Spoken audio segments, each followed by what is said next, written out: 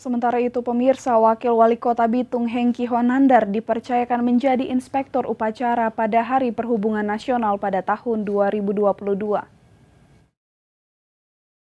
Dalam kegiatan Hari Perhubungan Nasional, Wakil Wali Kota Bitung membacakan sambutan Menteri Perhubungan yang menyampaikan semangat kolaborasi dan sinergi menjadi roh pada peringatan Hari Perhubungan Nasional tahun ini.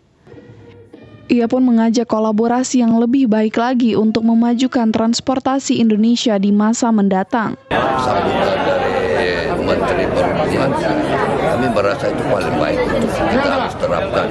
Bagaimana kita bisa mempertahankan dan memajukan bangsa ini, apalagi situasi perekonomian seperti saat ini. Kita dibutuhkan untuk lebih kerja keras lagi.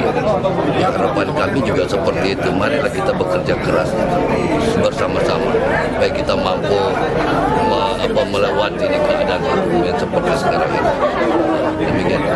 Dalam kegiatan tersebut, Wakil Wali Kota juga melakukan penyerahan tanda kehormatan Satya Lancana Karya Satya kepada PNS yang telah bekerja mengabdi kepada negara dan secara terus-menerus paling singkat 10 tahun, 20 dan 30 tahun.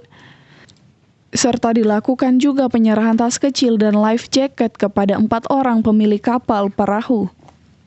Dari Bitung, Tim Liputan Kawanua TV melaporkan. Berbagai informasi akan kami hadirkan usai jeda, tetaplah bersama kami.